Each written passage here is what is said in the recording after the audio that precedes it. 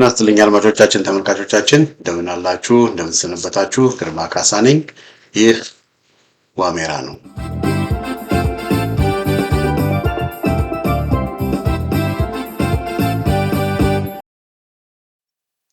በዛሬው የዋሜራ መራግብራችን አንዳንድ ሰበር ዜናዎችን ይዤላችሁ መጥቻለሁ ከቴዲ አፍሮ ጋራ በተገናኘ ያው ትላንትና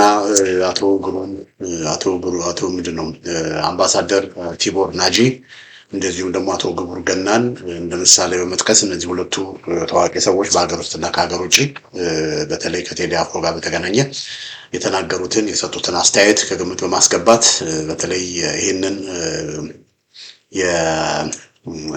የብልጽግና መንግስት እንዲያዳምጥ እንዲሰማ ከዘፈኑ ጋራ ሳይሆን ከአርቲስቱ ጋራ ሳይሆን ይሄንን ዘፈን ይሄንን አልበም ህዝቡ ለምን በስፋት በሚሊዮኖች የሚቆጠር ለምን ሰማው በሚል ከዛ ትምህርት እንዲወስዱ እንዲያዳምጡ ህዝብን እንዲያከብሩ በህዝብ እየተነጋገረ ያለው ነገር እንዲያዳምጡ ምክረ ሀሳቦች አቅርበው ነበርና ያንን በስፋት ሄደንበታልና ዋሜራ ሚዲያም እንደዚሁ ያው ቢሰሙም ባይሰሙም ሰዎቹ ብዙ ጊዜ መስማት ባህሪ የላቸውም ሰዎቹ ብዙ ጊዜ ግትሮች ናቸው እንደዛም ቢሆኑ እንደው መናገር ስለሚያስፈልግ ወደ ህሊናቸው እንዲሰበሰቡ እንደው ተፍጣፊ ትንሽ ህሊና ካላቸው ማስተዋል ካላቸው ጥበብ ካላቸው የሰለሞንን ልጅ ምሳሌ ከመከተል ህዝብን እንዲያከብሩ ህዝብን እንዲሰሙ እና ከህዝብ ጋር ያላቸውን እልህ እንዲያቆሙ ከህዝብ ጋር አሁን እልህ ውስጥ ተጋብተዋል ሰዎች የኦሮሞ ብልጽግናዎች ማለት ነው እልህ ውስጥ ተጋብተዋል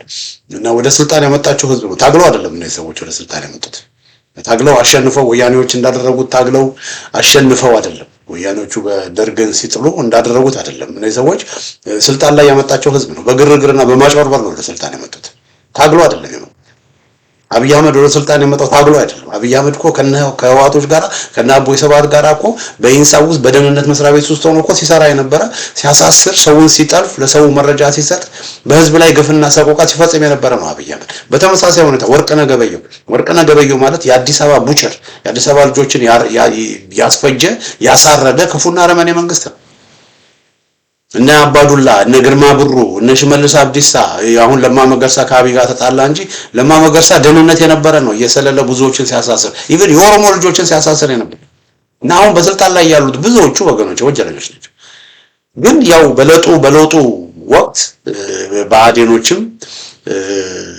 ኦህዴዶችም በህዋት ላይ ስላመጹ ከውስጥ ለውጡን እናመጣለን ብለው በመጨረሻ ሰዓት ላይ ፍሬቻ አብርተው ዞር ብለው የህዝብን ወገን ተቀላቀሉ የተቀላቀሉት ግን የህዝብ አጀንዳ የነሱ አጀንዳ ሆኖ ሳይሆን በዛ ክፍተት በዛ አጋጣሚ ወደ ስልጣን ለመምጣት ነበር ያንን አደረገ ሲስተማቲክ በሆነ መንገድ ነው እና አብይ አህመድ ወደ ስልጣን ያመጡት ታግለው አይደለም ወደ ስልጣን ያመጣቸው ህዝብ ነው ወደ ስልጣን ያመጣቸው ቄሮ ነው ወደ ስልጣን ያመጣቸው ፋኖ ነው ወደ ስልጣን ያመጣቸው ህዝብ ነው ወደ ስልጣን ያመጣቸው እና ያ ወደ ስልጣን ያመጣቸውን ህዝብ ከማክበር ከመስማት ያንን ህዝብ ከማዳመጥ ያንን ህዝብ ከማገልገል ይልቅ የመረጡት ምንድነው በዛ ህዝብ ላይ ጫንቃ መጫንን ነው የሚሉት እና በጣም ያሳዝናል እና አልሰማሉ አሁንም ግን እንዲሰሙ ያለውን ነገር ኢትዮጵያ ውስጥ ያለው ነገር እየተበላሸባቸው ነው ከቁጥጥር ውጪ እየወጣ ነው ለራሳቸው የሚያስቡ ከሆነ በሚሊዮን ለሚቆጠሩ አባላቶቻቸው የሚያስቡ ከሆነ 11ኛው ሰዓት ላይ ነው ሳይጨልም ወደ ልቦናቸው ተመልሰው ቢያንስ ከዚህ በኋላ እንኳን ከዚህ በፊት ብዙ ደም አፍሰዋል ከዚህ በፊት ብዙ ውልቂት ፈጥረዋል ብዙ ነገሮች ብዙ ጉዳቶችን አስከትለዋል ግን ከዚህ በኋላ እንኳን አትሊስት ያሉት ሰዎች ሰው እንዳይሞት እልቂት እንዳይፈጠር በቃ መረጋጋት እንዲመጣ እንደው በህዝብ እየተነሳ ያለውን ተቃውሞ በተለይ ደግሞ ከቴዲ አፍሮ ጋር በተገናኘ ህዝብ ያሰማውን በቃ በጣም አስደማሚ የሆነ የሰጠውን ድምጽ ሰምተው መልካም ነገር እንዲያደርጉ መክረናል ነገር ግን አድማጮች ተመልካቾች እና ሰዎች አልሰሙም እንዳልኩት ትላንትና እንደተረተርኩት ሰዎች አይሰሙም ሰዎች አጋንንት የሰፈረባቸው ነው ሰይጣን የሰፈረባቸው ነው አይሰሙም በሚል ያው ለማንኛውም እንናገረው እንጂ የሚሰሙ ሰዎች አይደሉም በሚል ብዙ ስንናገር ነበር ልክ እንደፈራነውና ብዙዎቹ እንዳሉት ያው የአውሬ ባህሪያቸውን የደንቆሮ ባህሪያቸውን እንደገና ዛሬ አሳይተዋል አድማጮቻችን ተመልካቾቻችን ቴዲ አፍሮ በዚህ ጉዳይ ላይ አንድ የደረሰኝ ዘገባ አለ ላንብብላችሁ ምንድነው የሚለው በውስጥ መስመር የደረሰኝ ዘገባ ነው። ሰበር ዜና ነው አድማጮቼ፣ ተመልካቾቼ ሰበር ዜና ነው። መንግስት የቴዲ አፍሮን አዲስ አልበም ግጥሞች ለፍትህ ሚኒስቴር እንዲላኩ አዘዘ የሚል ዘገባ ከውስጥ መስመር ደርሶኛል።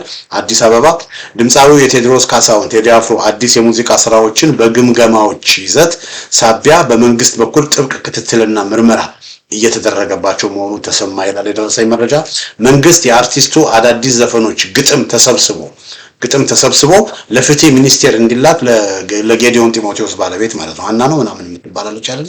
የጌዲዮን ጢሞቴዎስ ባለቤት ጌዲዮን ጢሞቴዎስ የውጭ ጉዳይ ሚኒስቴር ነው። እቺ ደግሞ ሚስቱ ደግሞ ጠቅላይ አቃቤ ሕግ ናት፣ የፍትህ ሚኒስቴር ናት። ለሷ ተሰብስቦ ለፍትህ ሚኒስቴር እንዲላክ ትዕዛዝ ማስተላለፉን ታማኝ የዜና ምንጮች ገልጸዋል ይላል እንግዲህ ዜናው የደረሰኝ ዜና ማለት ነው። እንደ ምንጮቹ ገለጻ አልበሙ በተለይም በሰባተኛው ሀገራዊ ምርጫ ያውን ምርጫ የሚሉት አይደለ በሰባተኛው ሀገራዊ ምርጫ ዋዜማ ላይ መውጣቱ በመንግስት ዘንድ ከፍተኛ ስጋት ፈጥሯል። መንግስት ትዕዛዙን ያስተላለፈባቸው አራት ዋና ምክንያቶችም እንደሚከተሉት ናቸው ተብሎ ምክንያቶቹ ይዘረዘራሉ። የምርጫ ዋዜማ ወቅታዊነት፣ አልበሙ ሀገራዊ ምርጫ በሚካሄድበት ወቅት መውጣቱ በፖለቲካዊ እንቅስቃሴ ላይ ተጽዕኖ ሊያሳድር ይችላል የሚል ስጋት መኖሩ። ሁለተኛ የመሪው የስብዕናና የፕሮፓጋንዳ ባለፉት 8 ዓመታት በፕሮፓጋንዳ የተገነባው የመሪው ስብዕና ዘፈኖቹ በሚያነሷቸው ጥርጣሬዎች ሳቢያ በህዝብ ዘንድ ተቀባይነት ሊያጣ ይችላል የሚል ስጋት፣ መሪው ማለት አብይ አህመድ ማለታቸው ነው። ሶስተኛ የአዲስ አበባ ህዝብ ድጋፍ፣ በመጪው ምርጫ በአዲስ አበባ ህዝብ ዘንድ አገኛለሁ ብሎ መንግስት ያቀደው የድጋፍ መጠን በዘፈኖቹ ይዘት ሳቢያ ሊቀንስ ይችላል የሚል ስጋት ማደሩ። አራተኛ የህዝብ አመጽ ስጋት፣ ግጥሞቹ ህዝባዊ አመጽ ሊቀሰቅሱና ከምርጫው በፊትም ሆነ በኋላ የጸጥታ ስጋት ሊፈጥሩ ይችላሉ ተብሎ መታመኑ። በዚህ መረጃ መሰረት የዘፈኖቹ ግጥሞች በህግ ማዕቀፍ ታይተው አስፈላጊውን ምክረ ሐሳብ ለጠቅላይ ሚኒስትሩ እንዲቀርብለት ታዟል። ከዚህ በተጨማሪ ለቴዲ አፍሮ ስራዎች ተገቢውን ምላሽ የሚሰጡ የሙዚቃ ስራዎች በኦሮሞ ድምፃውያን አማካኝነት እንዲዘጋጁ መንግስት ድጋፍና ትዕዛዝ መስጠቱ ተመልክቷል። እንግዲህ የቴዲ አፍሮን ጥያቄ የጸረ ኦሮሞ ጥያቄ አድርጎት ማለት ነው። ኢትዮጵያ ሰንደቅን ከፍ እናድርግ ማለት የኢትዮጵያን ሰንደቅ አረንጓዴ፣ ቢጫ፣ ቀይ ሰንደቅን ከፍ እናድርግ ማለት እነ ጃጋማ ኬሎ የተዋደቁለት፣ እነ ባልቻ አባ ነፍሶ የተዋደቁለት፣ የኢትዮጵያን እነ አብዲሳ አጋ የተዋደቁለት፣ እነ ገረሱ ዱኪ የተዋደቁለት የኢትዮጵያን አረንጓዴ፣ ቢጫ፣ ቀይ ሰንደቅ የኦሮሞ አባቶች፣ የኦሮሞ ጀግኖች፣ የኦሮሞ አርበኞች እነ ቡራዮ የተዋደቁለት የኢትዮጵያ አረንጓዴ፣ ቢጫ፣ ቀይ ሰንደቅን ማውለብለብ እሱ ይነሳ ማለቱ የኦሮሞ ጠላትን ጸረ ኦሮሞነት እንደሆነ አድርጎ የኦሮሞ ዘፋኞችም ደግሞ በቃ የተለያየ ዝግጅት እንዲያደርጉና ትዕዛዝ ተሰጥቷል እና ድምፃዊ ቴዎድሮስ አፍሮ ከዚህ ቀደም ኢትዮሪካ የተሰኘው አዲስ አልበሙን አስመልክቶ ሊሰጠው የነበረው ጋዜጣዊ መግለጫ በመንግስት መታገዱ የሚታወስ ነው ይላል። እንግዲህ ያለው መረጃ የደረሰኝ መረጃ ነው እንደወረደን በኩላችሁ እና ይሄ በመንግስት ዘንድ ትልቅ መነጋገሪያ ትልቅ አጀንዳ ሆኖ ያለበት ሁኔታ ነው ያለው።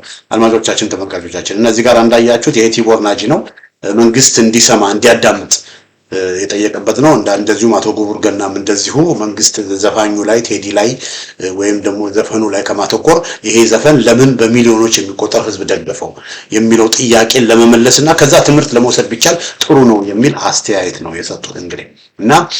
እንግዲህ ያለው ሁኔታ ይሄ ነው። ሆኖም አድማጮቼ፣ ተመልካቾቼ አገዛዙ እንደዚህ እያደረገ ነው። ሌላው አሁን ዛሬ መዘግብላችሁ እዚህ ጋር የምታዩት የእስር ያው የለመዱትን ማሰር፣ ማፈናቀል፣ መግደል በህዝብ ላይ ጭካኔ መፍጠር ልማዳቸው አይደለም እነዚህ ሰዎች እና የለመዱትን አንዳንድ ተግባራትም እያደረጉ ነው። አድማጮቻችን፣ ተመልካቾቻችን እዚህ ጋራ የምታዩዋቸው ቴዲ አፍሮን እዛ ጋር ታዩታላችሁ መነጽር አድርጎ እና ይሄ በቀይ ያከበብኩት ወንድም የቴዲ አፍሮ የቅርብ ጓደኛ በጣም ክሎዝድ የሆነ ጓደኛ የዩሱፍ ያሰን የሚባል ክሎዝድ የሆነ ጓደኛ ነው እና ይህ ወስዝ የአብይ አህመድ የኦሮሞ ብልጽግናዎች ታጣቂዎች ከቴዲ ጋር በተገናኘ ይሄንን ወንድም የቴዲን የቅርብ ሰው አግተው ወስደውታል፣ አፍረውታል። ምንም ያሰራው ስራ የለም፣ ምንም ያደረገው ወንጀል የለም እና ወንጀሉ የቴዲ አፍሮ የቅርብ ጓደኛ ስለሆነ ነው እንግዲህ ወስደው ያሰሩት። ለምን አሁን ባለው ሁኔታ ቴዲ አፍሮን ማሰር ስለማይችሉ ቴዲ አፍሮ ላይ የስር እርምጃ ለመውሰድ ድፍረቱ ስለሌላቸው እስቲ መጀመሪያ አብረውት ያሉት ጓደኞቹን እንሰር በሚል ይሄንን ወንድም አስረውታል። ይሄንን ወንድም አግተውት ነው የወሰዱት። ያለምንም የፍርድ ቤት ማዘዣ ነው ወስደው ያሰሩትና እንግዲህ ይሄ ነው እንግዲህ ሰዎች በህዝብ እየተንጸባረቀ ያለውን ስሜት ቢያንስ ሰምተውና ተገንዝበው ወደ ህሊናቸው ተመልሰው እንደው የቀና ነገር ያደርጋሉ ተብሎ ሲጠየቁ እና አቶ ክቡር ገናም ቲቦና አምባሳደር ቲቦና ጅሚያን ሲጠይቁ ግን በነጋታው ያደረጉት ነገር ምንድነው? አቶ ዩሱፍን አስረዋል። አቶ ዩሱፍ ያሲንን እዚህ ጋራ ያከበብኳቸው ያከበብኩት ወንድም ነው። የቴዎድሮስ አፍሮ የቴዲ አፍሮ የቅርብ ሰው ነው። እሱን አስረውታል። አድማጮቻችን፣ ተመልካቾቻችን እሱ ብቻ አይደለም። እዚህ ጋር የምትመለከቷትም ደግሞ እህት ማሌት ሰለሞን ትባላለች። ማሌት ሰለሞን የቴዲ አፍሮ ቃል አቀባይ ናት። ከቴዲ አፍሮ ጋር በተገናኘ የተለያዩ መግለጫዎችን የምትሰጥ ናት። ቃል አቀባይ ብቻ ሳይሆን ደግሞ ምክትል ማናጀር ናት። ያው ማናጀር አላቸው አይደለ? ዘፋኞች፣ የእግር ኳስ ተጫዋቾች ምናምን የነሱን ፕሮግራም ስኬጁል ምናምን የተለያየ ነገር ማኔጅ የሚያደርግ ሰው አለ አይደለ? እና እቺ ሴት እህት ምክትል ማናጀር ነች። እችንም እንደዚሁ የኦሮሞ ብልጽግና ታጣቂዎች ማሌት ሰለሞንንም እንደዚሁ አንገተው ወስደዋታል። እንግዲህ ወደ ማሰር ሄደዋል ማለት ነው። እነዚህ ሰዎች ወደ ማሰር ሄደዋል ማለት ነው። እና ይሄንን ነገር እንግዲህ የሚያደርጉት ከዚህ ምን እንደሚማሩ ከዚህ ምን እንደሚያገኙ ባላቅም፣ ነገር ግን በቃ የሰዎቹ ባህሪ በቃ ሰዎቹ ዋይልድ የጫካ አስተሳሰብ ያላቸው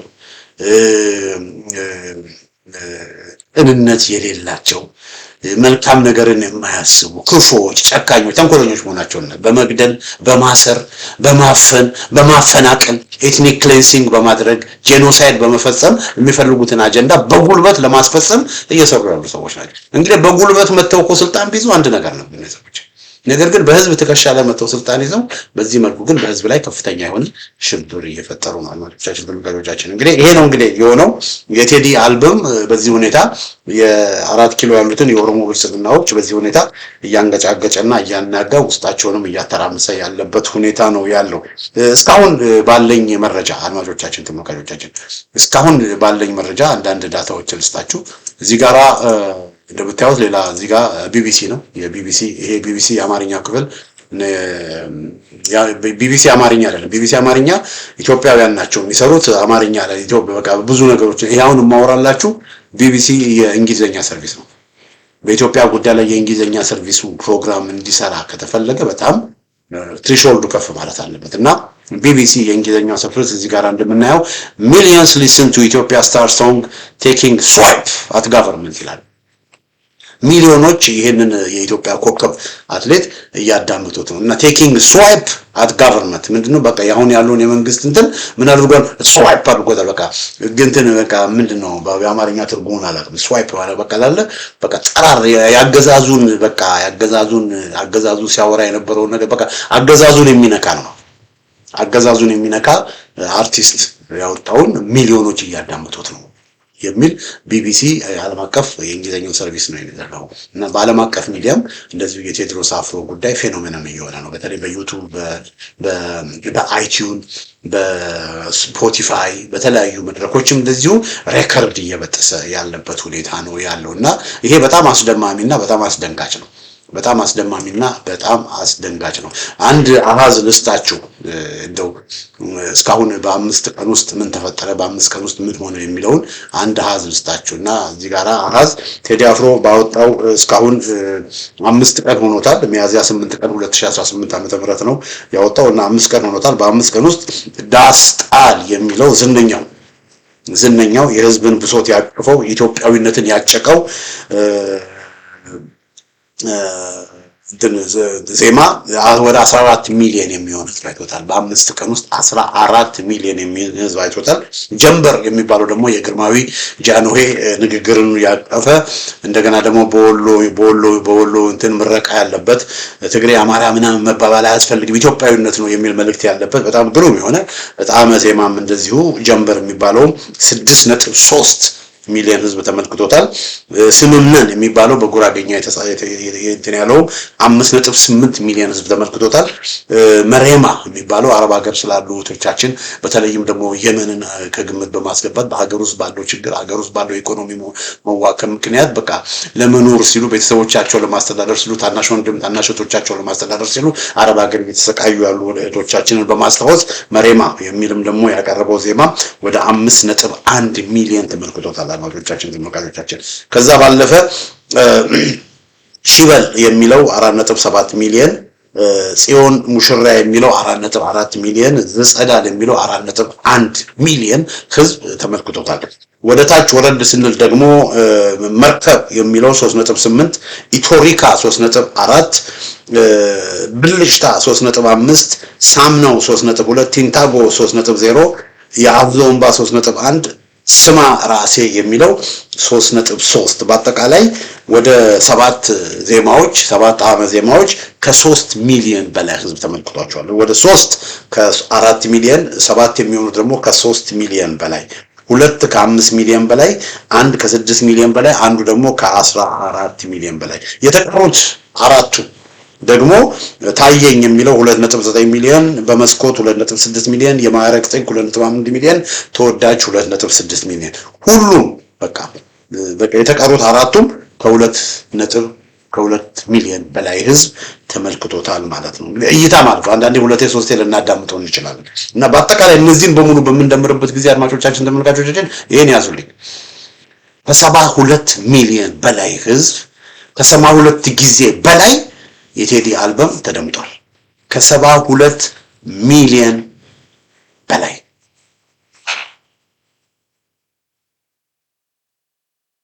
ይሄ እንግዲህ እማወራላችሁ ቴዲ አፍሮ በሚለው የዩቲዩብ ቻናል ብቻ የወሰድኩት ዳታ ነው።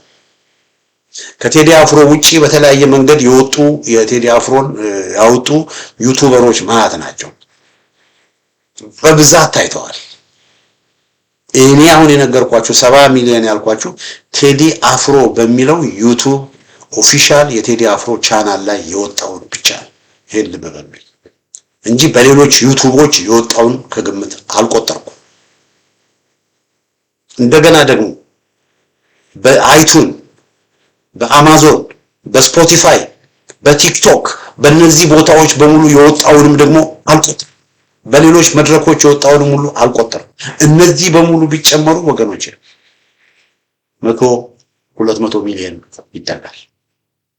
እንግዲህ ይሄን ያህል ሰው ነው እንግዲህ ቴዲ አፍሮን የተመለከተው። አድማጮቻችን፣ ተመልካቾቻችን እንግዲህ ያለው ሁኔታ ይሄ እና ከዚህ በኋላ ምንድነው የሚሆነው ወገኖች? ከዚህ በኋላ ምንድነው የሚሆነው? እንግዲህ አሁን እንደምታዩት ማሌ ሰለሞን የቴዲ አፍሮ ምክትል ማናጀር እና የቃል አቀባዩ ታስራለች። እንደዚሁም ደግሞ ሌላው የቴዲ አፍሮ የቅርብ ሰው የሆነው ዩሱፍ ያሰንም እንደዚሁ ታስሯል። አገዛዙ በቴዲ አፍሮ ዙሪያ ባሉ ሰዎች ላይ እርምጃዎች መውሰድ ጀምሯል። የኃይል እርምጃዎች መውሰድ ጀምሯል እና ነገስ ቴዲ አፍሮ ምንድነው የሚሆነው? ቴዲ አፍሮ ኢትዮጵያ ነው ያለው። ቴዲ አፍሮ ነገስ ምንድነው የሚሆነው? ቴዲ አፍሮን አገዛዙ ቢያስረው ምንድነው የሚደረገው የሚለው እንግዲህ የብዙዎች ጥያቄ ነው። ያስረው ይሆን አያስረው ይሆን ምንድነው የሚደረገው የሚለው እንግዲህ የብዙዎች ጥያቄ ነው። ይህንን በተመለከተ አንድ ወዳጄ ስንታየው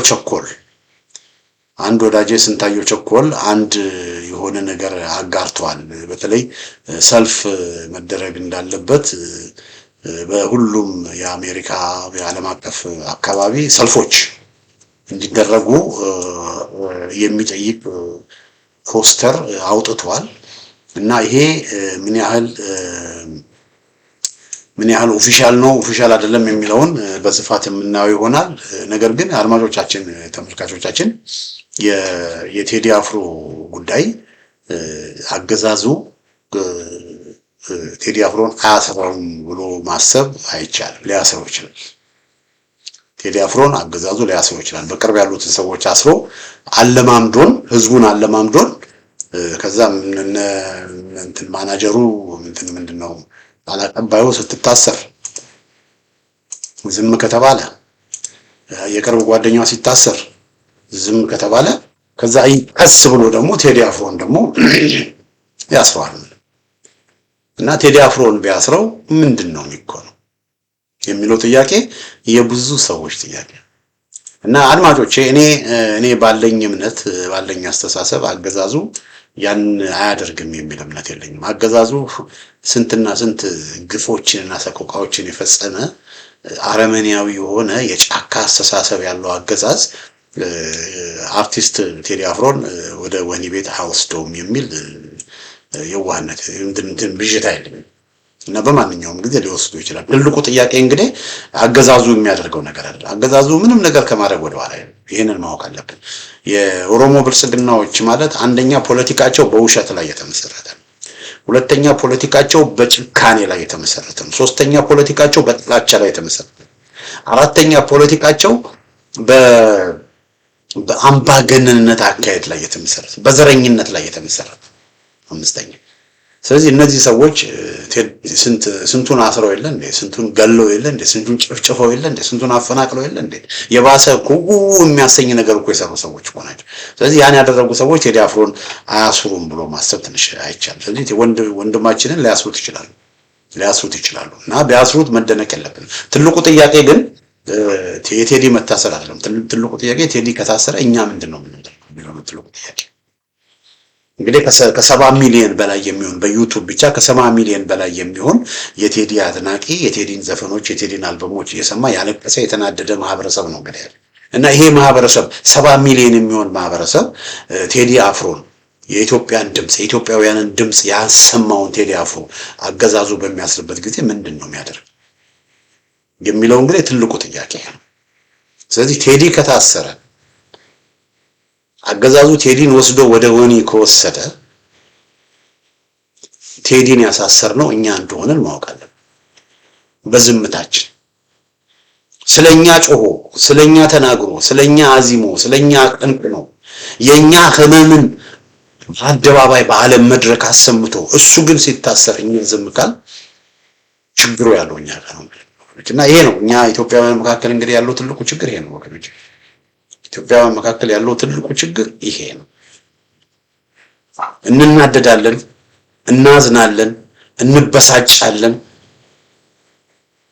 ግን ያንን ለመለወጥ ግን ጭካኔው የለም። ያንን ለመለወጥ ግን አንሰራ። እናለቅሳለን፣ ግን ያንን ለመለወጥ ያንን ለመቀየር ግን ስትራቴጂክ በሆነ መንገድ ሰብስታንቲቭ በሆነ መንገድ ግን አንንቀሳቀስም። ከዚህ በፊትም ተናግሬያለሁ። ሁለት መሰረታዊ የሆነ ችግር አለብን። ሁለት መሰረታዊ የሆነ ችግር። አንደኛው ችግር ምንድነው? እኛ ላይ ካልደረሰ በስተቀር አይሰማንም። እኛ ስንነካ ነው የሚሰማው። ከዚህ በፊት ነግሬያችኋለሁ። አንድ የዛሬ ያለፈው ዓመት አካባቢ ነው የአብይ አህመድ ጠንካራ በቃ የሚከራከር ምን አድርግ ነው የምትሉት? አብይ አህመድ ምን ይሁን ነው የምትሉት ብሎ አብይ አህመድን የኦሮሞ ብልጽግናን የሚያመሰግን በቃ ነግራችኋለሁ። ከሱ ጋር ማውራት አይቻልም። በቃ ምን ብላችሁ ታወቅታላችሁ? በቃ ለምን በቃ እሱ አልፎለታል። እሱ አገር ቤት በቃ በብዙ ነገሮች በእነ አብይ አህመድ ተሳክቶለታል፣ ተመቻችቶለታል። ቢዝነስ አለው፣ ቤት አለው፣ ነገሮች ሁሉ እንደፈለገው ሆነውለታል። ስለዚህ እሱ አልጎደለበትም። እሱ ያጣው ነገር የለም።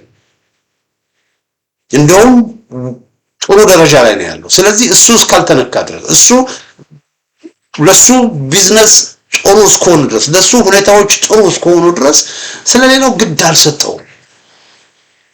ስለዚህ ሌሎቻችን ይሄ ለምንድን ነው የሚሆነው? ያለ ምንድን ነው የሚሆነው? እናንተ አሜሪካን ሀገር ተቀምጣችሁ ሃምበርገር እየበላችሁ ማለት ነው። እንደውም ለነገሩ እኮ እኛን እኮ አብይ አህመድም ሆነ የሀገር ቤት ያሉ ሰዎች እኮ እኛን እኮ ምንም ያደረጉን ነገር የለም። ምንም ያጣነው ነገር እኮ የለም። ግን ሰው ስለሆነ ስለተሰማ እኛ አሜሪካን ሀገር ስላለን ጥሩ ኑሮ ስለምንኖር ስለተመቻቸልን ነገሮች በቃ እንደምንፈልገው ስለሆነ ሀገራችን ያለውን ህዝብ መርሳት አለብን ወይ? በሀገራችን ፍትህ ተጓድሎ እየተገፋ እየተገደለ እየተፈናቀለ ያለው ማህበረሰብ መርሳት አለብን ወይ በሚል ሰው ስለሆነን እግዚአብሔርን ስለምንፈራ ነው እኛ ድምጽ የምንጮኸው እንጂ በመጮኻችን እኔ አሁን ይሄንን የዋሜራ ፕሮግራም ዝግጅት በማድረጌ ግርማ ካሳ የሚያገኘው ምንም ጥቅም የለም። ይሄ ዋሜራ ፕሮግራም ሸዳውን ሆኖ ቢዘጋ ነው ሁሉ ነገር ቢቆም ግርማ ካሳ የሚያጣው የሚከስረው ምንም ነገር የለም። ነገር ግን ለደሃደጉ መጮህ አለብን፣ ለተገፉት መጮህ አለብን። ኢትዮጵያ ውስጥ ግፍ ሲኖር ያ ግፍ እንዲቆም ቢያንስ እኛ ያየነው ዲግኒቲ በውጭ ሀገር መተን በሌላው ሀገር መተን የውጭ ሀገር ዜጎች ሆነን ቢያንስ መብታችን ተከብሮ ዲግኒቲያችን ተከብሮ ቀና ብለን እንደምንኖር ቢያንስ የሀገሬ ሰው በሰላም መውጣት መግባት መቻል አለበት። ያ እንዲሆን ለዛ ማህበረሰብ የዛ ማህበረሰብ ስቃይና ማም ተሰምቶት ድምጻችንን ማሰማት አለብን ብለን ነው እየጮህን ያለነው። ስለዚህ ብዙ ሰዎች ግን አገር ቤት ቢዝነስ ስላላቸው እነሱ ስላልተነኩ ብቻ ወይም እነሱ የስርዓቱ ተጠቃሚ ስለሆኑ ብቻ ወገባቸውን ታጥቀው ሽንጣቸውን ገትረው ይሄን አገዛዝ ሲያመሰግኑና ይሄን አገዛዝ ሲደግፉ እናያቸዋለን። ከነዚህ ሰዎች ጋር መነጋገር አይቻልም። በቃ በአስተሳሰብ የተጣመመ ሰው፣ በራሱ ወዳድነት የተወጠረ ሰው፣ ራሱ አልፎ ለሌላው የማያስብ ሰው፣ በሽተኛ ሰው ነው። ስለዚህ ይህንን ሰው ልታሳምኑ አትችሉ፣ ልናሳምን አንችል። ስለዚህ ምንድነው ከብዙ ጊዜ በኋላ ይህ ሰው አዲስ አበባ ሲሄድ የጠበቀው ነገር ሳይሆን ቀረ። ስለዚህ የሱ ቦታ የነበረውን ቦታ በሙሉ ወደ እንትን አካባቢ ቢዝነስ ምናምን ነበር። ይሄ አሁን ኮሪዶር ምናምን ይሉ የለ ኮሪዶር በሚሉበት ጊዜ የተወሰነ መሬት ከመንገዱ ዳር ካለው የተወሰነ መሬት መስጠት አለበት ለኮሪዶር እንዲመቸው ተብሎ። ስለዚህ የተወሰነ መሬት ነው የተወሰደበት እና ለኮሪዶር መንገድ ለማስፋት ተብሎ ማለት ነው። አሁን ያ ለምን ተወሰደብኝ ብሎ ተመልከቱ። ቢያንስ እኮ መንገድ ለማስፋት እኮ ነው የሱ ቦታ የተወሰደበት፣ ለጥሩ ነገር ነው የተወሰደበት። እንደው ግድ የለም መንገድ የተወሰደብኝ መንገድ ለማስፋት ነው ብሎ እንደውም መደሰት ነው የነበረው። ግን ለህዝብ የሚጠቅም መንገድ ለምን ሰፋ ብሎ ያ ተወሰደብኝ ብሎ ከዛን ጊዜ ጀምሮ በቃ ብልጽግናን እንደ በቃ ላይ እንደ እንቧይ አንስቶ ነው የሚያፈርታቸው እሱ ስለተነካ። ከዚህ በፊት እነ የኦሮሞ ብልጽግናዎች የሰሩት ግፍ በአሩሲ፣ በባሌ፣ በሐረርጌ፣ በወለጋ የፈጸሙት ግፍ የፈጸሙት ሰቆቃ አሁን ደግሞ ትግራይን ከበው በትግራይ ያለ ማህበረሰብ በመድኃኒት እጥረት በተለያየ መንገድ እንዲሞት ለእልቂት እንዲዳረግ ሲያደርግ አሁንም በአማራ ክልል በጎጃም፣ በጎንደር፣ በወሎ፣ በሸዋ፣ በወለጋም እንደዚሁ በድሮን እያደረገ ንጹሃን ዜጎችን ሲጨፈጭፍ እነሆ አረመኔ ጌስታፖ የኢትዮጵያ ጌስታፖ የኢትዮጵያ አይሰስ ያሉ ራሳቸው መከላከያ ብሎ የሚጠሩ አሸባሪ ቡድኖችን እየላከ ሴቶችን ሲደፍር ይሄን ሁሉ ሰቆቃ ሲፈጸም ይሄ ሰው ምንም አላለም። ግን ትንሽ ነገር መሬት ሲወሰድበት አለ። አሳዝን እና አብዛኞቻችን እንዲያነ ሰዎች ነን። እኛ ላይ ሲደርስ ብቻ ነው የሚሰማን። ይሄ ስፒሪቹዋል ፕሮብለም ነው ወገኖች። ይሄ ስፒሪቹዋል ፕሮብለም አንዱ ችግራችን ይሄ ነው። ሁለተኛው ችግራችን ደግሞ ወገኖች ሌላው ሞቶ፣ ሌላው ተሰውቶ፣ ሌላው ታስሮ፣ ሌላው መከራውን በልቶ እኛ እንዲያልፍልን ነው የምፈልገው።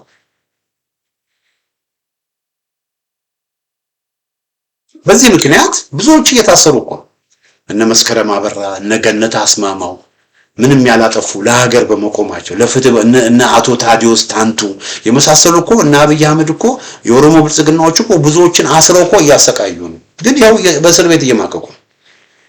ስለዚህ ወገኖች ይህንን እነዚህን ሁለት አመለካከቶቻችንን ካልቀየርን አገዛዙ ቴዲ አፍሮን በሚያስርበት ጊዜ ምንም የሚለው በቃ ያስራል። ቴዲ ከዛ በኋላ ከአንድ ሳምንት በኋላ ለአንድ ሳምንት እንናደዳለን። ለአንድ ሳምንት በለንደን በዋሽንግተን በተለያየ ቦታ ሰላማዊ ሰልፍ እናደርጋለን። who cares ሰላማዊ ሰልፍ አደረግን ያንን ኢግኖር ያደርገዋል አገዛዙ። ከዛ ቴዲ አፍሮ ቃሊቲ እንደታሰረ ቢዝነስ አዝዩሻል ይቀጥላል። ያ ነው የሚሆነው። በእርግጠኝነት የምነግራችሁ አመለካከታችንን ቀይረን ለትግል ካልጨከንን ይህንን አረመኔያዊ አገዛዝ ለማስወገድ ሁላችንም ካልቆረጠን በዚህ አረመኔያዊ የኦሮሞ ብልጽግና አገዛዝ ላይ ቀይ መስመር ካላሰመንና ካልጨከንን በማልቀስ ብቻ በመቀጠል ብቻ በመናደድ ብቻ ሰልፍ በመውጣት ብቻ የሚለወጥ ነገር የለም። የኛ መናደድ፣ የኛ መበሳጨት፣ የኛ መቀጠል፣ የኛ መድበን፣ የኛ ሰልፍ መውጣት፣ የኛ ማለት ወገኖች የኛ በየቲክቶኩና በየምናምኑ ተጥዶ ነጋ ጠባ እና አብይ አህመድን እነ ሽመልስ አብዲሳን መገም የሚያመጣው ምንም ነገር የለም። ይሄ ወንድም ታስሯል ዛሬ የቴዲ አፍሮ ጓደኛ እችት ታስራለች። የቴዲ አፍሮ ቃል አቀባይና ምክትል ማናጀሯ ምን ሆነ? ምን ተፈጠረ? ምን ተደረገ? ነገ ደግሞ ቴዲ አፍሮ ይታሰራል። ስለዚህ ወገኖች አክሽነብል የሆነ ውጤት የሚያመጣ ስራ ላይ ማተኮር አለብን። ምንድነው ታዲያ ግርማ ቲዮሬቲካል ሆንክ ምንድነው ማድረግ ያለብን የሚል ጥያቄ ልትጠይቁኝ ትችላላችሁ። አጠር ያሉት ነገሮችን ላስቀምጥና አንደኛ አዲስ አበባ ውስጥ ያላችሁም ሌሎች ቦታ ያላችሁም ሰዎች ኦሬዲ ይሄንን አገዛዝ ለማስወገድ ነፍጥ አንስቶ እየታገለ ያለ ኃይል አለ። ስለዚህ ፋኖን እንቀላቀል። አንደኛ የመረረን እያልን በየቤታችን ማልቀስ አቁመን ፋኖን እንቀላቀል። አንደኛ ያን ነው ማለት ያለበት። ፋኖ ኦልሞስት አንድ ድርጅት መስርቷል። ፋኖ ችግር አለበት? አዎ ችግር አለበት። ሙሉ ሁሉ ነገር ፐርፌክት የሆነ ድርጅት የለም። 80% ጥሩ ነገር ቢያደርጉ 20% ግን ችግር ካለባቸው እነዛን ችግሮች እየፈታን ፋኖን ይዘን እንቀጥል። ቢያንስ እነዚህ ሰዎች ቴዲ አፍሮ እንዳለው ባንዲራውን አንስተው ይሄንን ክፉና አረመኔያዊ አገዛዝ እየታገሉ ፋኖን እናገስ። በተለያየ ምክንያቶች እየሰጠን አንድ አልሆኑም እንዲህ ያልገቡ ምክንያቶች እየሰጠን ፋኖን ደግፉ ስንባል ወገባችንን የምንል ሰዎች እንግዲያውስ አሁን ቆፍጠን እንበል። ትግል ከሆነ ቆፍጠን እንበል። ይሄ አገዛዝ እንዲወገድ የምንፈልግ ከሆነ ቆፍጠን ብለን ፋኖን እንደግፍ፣ ፋኖን እናጠናክር። በተለይ ዳያስፖራ ያለን ሰዎች ሰልፍ ምናምን እየተጠራ ነው። ለንደን፣ ዋሽንግተን ምናምን ሰልፍ። ይሄ ሰልፍ ዝባዚንክ እየተባለ ኤነርጂና ጉልበት መጨረስ ነው። ምንም የሚያመጣው ነገር የለም። ስንት 1000 ጊዜ ነው እዛ ስቴት ዲፓርትመንት ሰልፍ የተደረገው። ሰልፍ በማዘጋጀት የሚወጣ በማዘጋጀት በሰልፍ በዚህ ዋሽንግተን ዲሲ እና ለንደን፣ ፍራንክፈርት እና ስዊድን ዋቴቨር በሚደረግ ጩኸትና ምናምን የሚፈጠር ነገር የለም። እንደዛ ዓለምን 10 እጥፍ አናደርግም። እና አብይ አህመድ እየሳቁ እየገለፈጡ ንቀውት ነው የሚሄዱት። እና አብይን ሊያናጋ የሚችል ኢቭን የዓለም አቀፍ ማህበረሰብም እንዲሰማን ከተፈለገ ሜዳ ላይ ያለውን ሁኔታ መቀየር አለብን። ሜዳ ላይ ያሉት ፋኖች ናቸው። ፋኖችን እንርዳ። ተደራጅተን ተዋቅረን ፋኖችን እንርዳ፣ ፋኖችን እናግዝ። ሰበብ እየሰጠን ወደኋላ አንበል። 10 ጊዜ ስለ አብይ አህመድ ይሄን አደረገ፣ የኦሮሞ ብልጽግና ይሄን አደረገ ብለን አናማር። በቃ ወንድ ከሆነን ቆፍጠን ብለን ኦኬ እስካሁን በቃ ከዚህ በኋላ ምን መፍትሄ እናምጣ ብለን እኔ እውነቴን ነው የምላችሁ። እኔ ጠዋትና ማታ ስለ አብይ አህመድ መናገር ስልችቶኛል። በጣም ምሬት ነው የምሰማው። ሁሉም ያማርራል። አዲስ አበባ ያለው ዲሲ ያለው እናቴ እንደሆነች አባቴ እንደሆነ ወንድሜን እንዲያረጉት እንትኔን እንዲያረጉ ሁሉም ያማርራል። ግን ምን ይሄንን እንዴት እንቀይር በሚለው ተግባራዊ ነገር ላይ ግን ያሉበትም እኔ በፋኖ አስተባባሪ ፋኖን ድጋፍ ለማሰባሰብ በአንዳንድ እንቅስቃሴዎች ተሰማርቻለሁ። እውነቴን ነው የምላችሁ። ፋኖ ለመደገፍ የሚሰሩ ፋኖ ለመደገፍ የሚመጡ ሰዎች በጣም ጥቂቶች ናቸው። ግን አብዛኞቹ ግን ፋኖ በቃ መስዋዕትነት ከፍሎ ፋኖ ህይወቱን ከብሮ ግን ነፃ እንዲያወጣቸው ይፈልጋሉ። መቼ ነው ፋኖ አዲስ አበባ የሚገባው ይላሉ። ፋኖ አዲስ አበባ እንዲገባ አንተ ምን አድርገሃል? ፋኖ አዲስ አበባ እንዲገባ አንቺ ምን አድርገሻል? ፋኖን አግዘሻል? ፋኖን አግዘሃል? ከፋኖ ጎን ቆመሃል? ምንም ሳታደርግ ምንም ሳትሰራ ምንም ሳትደግፍ ፋኖ ይሄን ለምን አያደርግም? ፋኖ ይሄን ለምን አይሰራም ማለት ትክክል አይደለም። እና ከዚህ መውጣት መቻል አለብን። በቃ ስራ ተግባራዊ በሆነ መንገድ ይሄ ክፉና አረመኔያዊ ስርዓት እንዲወገድ የኢትዮጵያ ሰንደቅ በአስተማማኝ ሁኔታ በአዲስ አበባ ከተማ በጊዮርጊስ አረንጓዴ ቢጫ ቀይ ሰንደቅ በጊዮርጊስ ከፍ ብላ እንድትውለበለብ ስራ ያስፈልጋል። ፋኖን መደገፍ አለብን። ፋኖ አዲስ አበባ ሲገባ መጀመሪያ የሚያደርገው ነገር 4 ኪሎ አደባባይ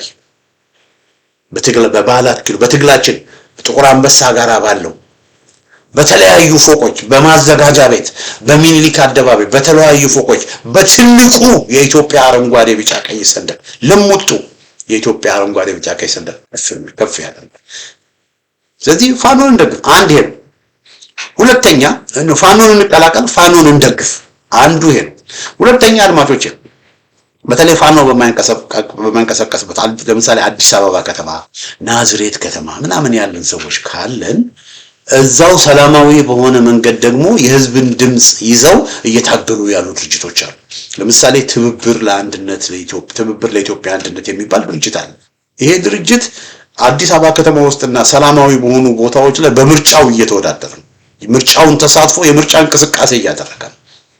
ከነዚህ ድርጅቶች መካከል ደግሞ አንዱ የኢትዮጵያ ህዝብ አብዮታዊ ፓርቲ ሚያዝያ 30 በ10 ከተሞች ሰልፍ ጠርቷል። በሌሎች ከተሞች የሚደረገው ሰልፍ ብዙም ፋይዳ የለውም፣ ግን በአዲስ አበባ ከተማ የሚደረገው ሰልፍ ግን ለውጥ ሊያመጣ ይችላል። ስለዚህ የአዲስ አበባ ህዝብ በየቤትህ እየማቀቅ በየቤትህ እያለቀስክ በየቤትህ አንገትህን የደፋ ሁሉ ፋኖ መጥቶ እንዲያድን አንተም የድርሻህን ተወጣ። ሰላማዊ በሆነ መንገድ የተደራጁ ድርጅቶች አደባባይ ወጥተህ ድምጽህን አሰማ ሲሉ አደባባይ ወጥተህ ድምጽህን አሰማ። ይሄ አንድ ማድረግ የምንችለው ነገር ነው። ሁለተኛ ደግሞ ማድረግ የምንችለው ነገር አድማጮች ተመልካቾች፣ ሁለተኛ ደግሞ ማድረግ የምንችለው ነገር ምርጫ ይደረጋል። ምርጫ በሚደረግበት ጊዜ በነቂስ ወደ ምርጫ ግባና አንድነት ለኢትዮጵያ የተሰኘውን ድርጅት ምረጥ። ከዛ ከመረጥክ በኋላ ደግሞ ምርጫው ሲቆጠር እዛው ሆነ አስቆጥር። ኮረጆ እንዳይቀየው።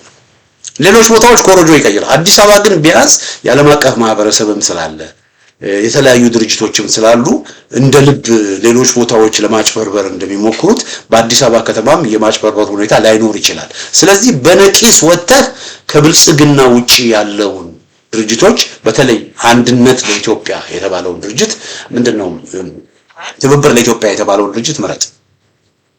ያንን በማድረግ ድምጽህን አሳይ። ብቻ በዚህም በዛም ዝም ግን አትበል። ዝም ማለት የለብንም። የቻልን በድምጽ በሰላማዊ ሰልፍ የቻልን ፋኖን በመቀላቀል የቻልን ፋኖን በመደገፍ በቃ በምንችለው ነገር በሙሉ ትግሉን እንቀላቀል እንጂ ዝም አንበል። እና ወገኖቼ ይሄ ቴዲ አፍሮ ነገር እንደው ሊያስሩት እንደሚችሉ ሁላችንም እንጠብቅ። ቁም ነገሩ ግን እሱ አይደለም። ቴዲ አፍሮን ቢያስሩት በክብር እናስፈታዋለን። እኛ ከበረታን፣ እኛ ከጎበዝን ቴዲ አፍሮን ቢያስሩትም ቴዲ አፍሮን በክብር ከእስር ቤት እናስወጣዋለን። ስለዚህ እኔ የአገዛዙ ቴዲ አፍሮ ማሰር አይደለም የሚያሳስበኝ። እኔ አሁን የሚያሳስበኝ አገዛዙ ቴዲ አፍሮን በሚያስርበት ጊዜ ሌሎቻችን ግን እንደበፊቱ አሳስረን ዝም እንላለን ወይ የሚለው ነው የሚያሳስበኝ። ስለዚህ እዛ ላይ ሁላችንም ከራሳችን ጋር መነጋገር። አድማጮቼ ለዛሬ ያዘጋጀው ዝግጅት ይመስላል። በሌላ ጊዜ በተመሳሳይ ፕሮግራም እስከምንገናኝ ደህና ሁኑ።